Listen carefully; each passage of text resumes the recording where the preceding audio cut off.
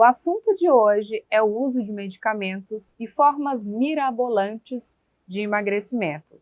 Para falar sobre esse assunto, recebemos aqui hoje Natasha Vilas Boas, que é médica e pós-graduada em nutrologia. Seja muito bem-vinda, doutora. Muito obrigada. Já quero começar sabendo de você. O uso de medicamentos, os remédios, para emagrecer, eles são realmente indicados? Vale a pena investir em medicamentos? Sim, vale a pena. A gente está nos últimos 10 anos com uma revolução aí no uso das medicações anti-obesidade. A gente vive numa situação de pandemia, então a gente está tendo muitos casos e um aumento expressivo do número de pacientes obesos. E a obesidade é uma doença crônica, uma doença infelizmente não tem cura, mas que tem tratamento, Inclui mudança do estilo de vida, atividade física e os medicamentos anti-obesidade. Então, o paciente que tem o diagnóstico de obesidade, ele tem sim indicação de tratamento medicamentoso, tá? Mas o tratamento, ele precisa ser avaliado caso a caso, Isso precisa de uma avaliação de um médico especialista para identificar se aquele paciente, ele precisa daquele medicamento X ou Y, se ele não tem uma contraindicação àquela medicação, e até para a gente avaliar, os efeitos e se vai ser realmente eficaz ou não. A gente tem falado muito sobre o uso do Ozempic, que tomou um boom, nos últimos anos, por causa da eficácia dele, de fato, para o emagrecimento, mas é um medicamento usado para tratar diabetes tipo 2, né, doutora? Isso, exatamente. Mas a gente ouve falar muitas celebridades, muitas pessoas entraram nessa moda, do emagrecimento e usando o Ozempic. E aí veio recentemente nas redes sociais uma história sobre a chamada cabeça de Ozempic, O que seria isso? De fato, isso existe? Como você pode explicar isso pra gente? É porque o Ozempic é uma medicação, que surgiu recentemente para o tratamento do diabetes. É uma medicação extremamente eficaz e recentemente foi comprovado que é uma medicação para tratar também a obesidade. Mas o que tem acontecido é que as pessoas têm usado de forma inadvertida, Pessoas que muitas vezes estão usando para fins estéticos e não para tratamento tanto do diabetes quanto da obesidade. O termo cabeça de Ozempic, que ficou muito conhecido, é de uma cantora, que acabou usando, Eu acho que ela usou até o Mounjaro, que é um outro medicamento também, análogo de GLP-1 e GIP, que também é um hormônio incretínico, que emagreceu de forma muito rápida, perdeu gordura, de forma eficaz, mas também perdeu massa muscular. Então, isso mostrou que ela ficou com um aspecto doente, como se fosse um aspecto de flacidez, um aspecto de uma pessoa, que não está com a saúde, muito boa. Então, por isso a importância de um acompanhamento profissional desses pacientes, porque realmente, se não tiver uma alimentação balanceada junto com a medicação, o paciente perde músculo. E ao perder massa muscular, ele perde em saúde. E ele fica, a gente percebe que, até no Oscar mesmo, foi muito comentado várias celebridades, que estavam usando o Ozempic que tinham muito característica, alguns efeitos colaterais. Olho mais fundo, a pele mais flácida do rosto, Isso, caída, assim. Porque aí fica, acaba que aquela pele que fica mais flácida, não teve uma perda de gordura muito rápida. A gente tem também orientações que pacientes que têm a cada 5 quilos de peso, eles têm indicações também até de fazer tratamentos mesmo com bioestimulador para melhorar a flacidez tanto do rosto quanto corporal. Então precisa de um acompanhamento, desses pacientes. Só que as pessoas têm usado de forma inadvertida, e não cuidam da alimentação, querem um caminho mais fácil, e não fazem a suplementação adequada.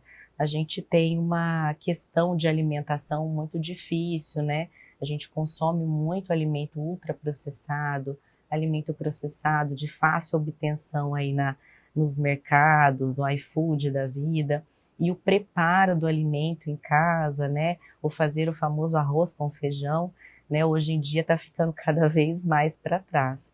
E aí a saúde em si está ficando para trás junto. Então a gente precisa resgatar isso, fazer o tratamento correto com a medicação, mas precisa ter um aporte adequado dos nutrientes, né? Macronutrientes, proteína, carboidrato, gordura e dos micronutrientes, que são as vitaminas, os minerais, né? Os oligoelementos, hidratação, sono adequado, né? As pessoas dormem muito mal, né?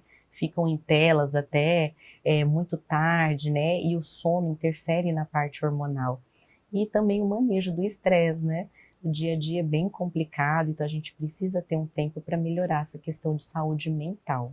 As pessoas que são diagnosticadas com obesidade, doutora, quando entra a medicação para auxiliar no tratamento de emagrecimento, essa medicação, pelo fato do paciente ter obesidade, já ter uma genética também de ganho de peso mais fácil, essa pessoa tem que manter essa medicação a vida toda?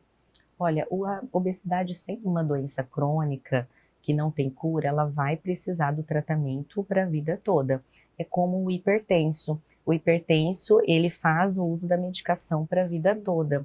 Então é importante, sim, é um paciente que ele vai precisar tratar a vida toda, porque vai ter momentos, inclusive, que o organismo ele tende a voltar ao peso anterior.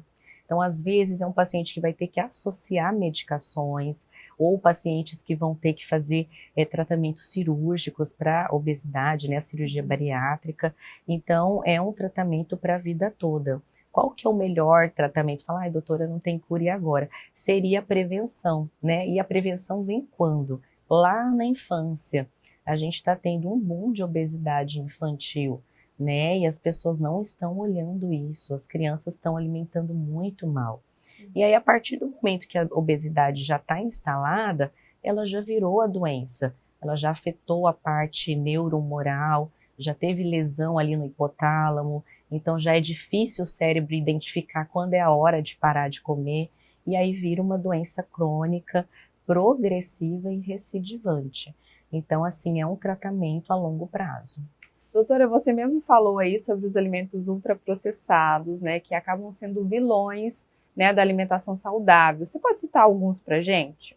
Sim, a gente tem os alimentos que a gente fala, presuntos, apresuntados, salsicha, bacon, né? Então são alimentos, né, com alto teor de gordura saturada, né? Então são alimentos extremamente calóricos, né? Alimentos densos e que tem ali muito fácil ali na prateleira, né? Nos baguncinhas da vida, né? Então assim a gente, obviamente, a gente tem que adequar, né, a realidade de todo mundo. Seria ideal evitar o máximo, mas a gente sabe que, né, tem a questão de vida social e tudo mais. Então, reduzir já é um grande passo, né? A gente tem uma questão da gente tentar descascar mais alimentos e desembrulhar menos, né? Hoje em dia a gente, né, desembrulha, né, compra tudo pronto, né? E a gente consome menos frutas, né, legumes, verduras, que são,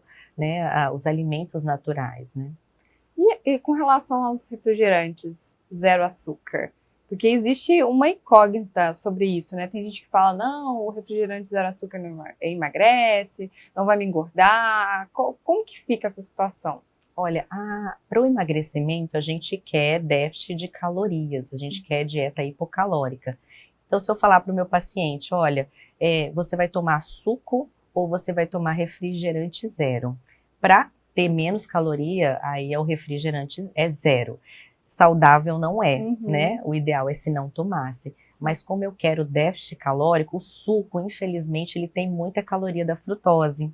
Então, ele vai ser mais calórico do que a Coca Zero. Então, no processo de emagrecimento, os pacientes têm que trocar o suco pela Coca Zero, né? Se tiver a opção de não tomar nenhum, melhor ainda, né? Mas se tá difícil, toma muito refrigerante que tem um teor de açúcar muito grande, vamos tentar trocar para Coca Zero e aí depois, num segundo momento, vamos tentar trocar para água com gás, né? Ou uma água saborizada, né?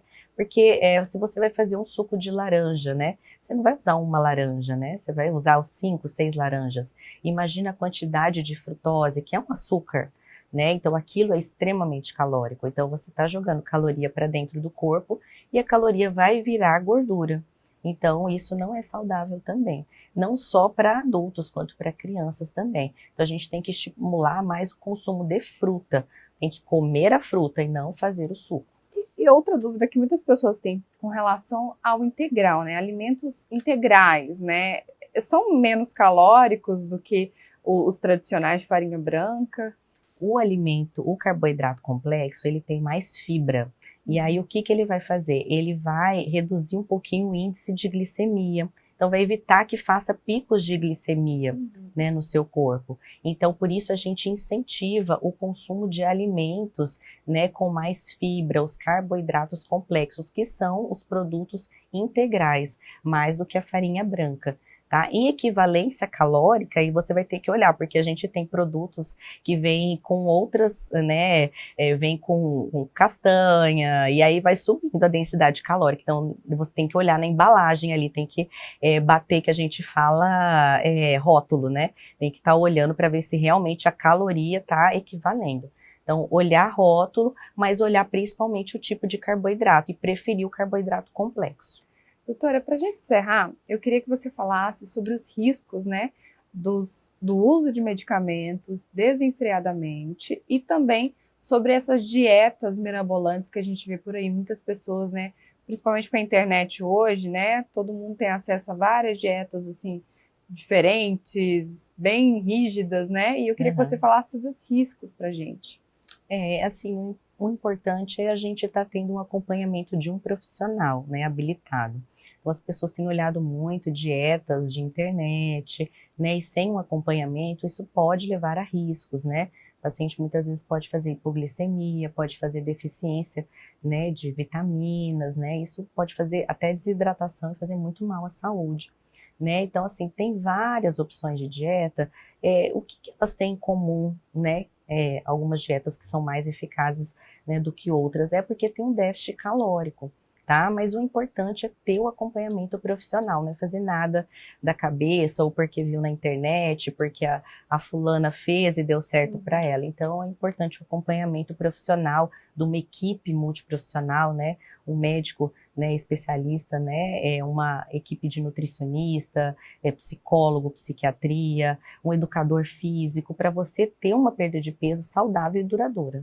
E é importante olhar por todos os lados, né, doutora? Exatamente. Né? Não adianta só ter uma alimentação saudável se a pessoa também não praticar exercício. Tem que fazer atividade física, né? O nosso corpo foi feito para movimentar, né? Então, assim, a gente precisa, né, gastar caloria, melhorar a saúde cardiovascular.